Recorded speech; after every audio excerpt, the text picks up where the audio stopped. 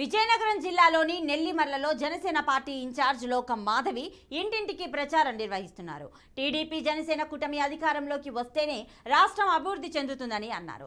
రానున్న ఎన్నికల్లో నెల్లిమర్ల నియోజకవర్గంలో జనసేన పార్టీకి ఓటు వేసి అత్యధిక మెజారిటీతో గెలిపించాలని ఆమె ప్రజలను కోరారు. వచ్చే ఎన్నికల్లో వైసీపీ ప్రభుత్వానికి ప్రజలే ఓటుతో బుద్ధి చెబుతారని లోకం మాధవి అన్నారు. ఈరోజు నెల్లిమర్ల నగర పంచాయతీలో ప్రతి ఇంటికి వెళ్ళడం జరుగుతున్నది. జనాలు విశేషంగా ఆదరిస్తున్నారు, మామూలుగా కాదు. ప్రతి ఒక్కరూ కూడా మార్పు కోరుకుంటున్నారు. ఎందుకంటే ఈ 5 ఏళ్ల పాలనలో జరిగిందేమీ లేదు. జగన్మోహన్ రెడ్డి గారు, అతని ఎమ్మెల్యేలు ఆ ప్రభుత్వంలోకి వచ్చిన తర్వాత ప్రజలకి తీరని అన్యాయం చేశారన్నది ప్రతి వారి మాట.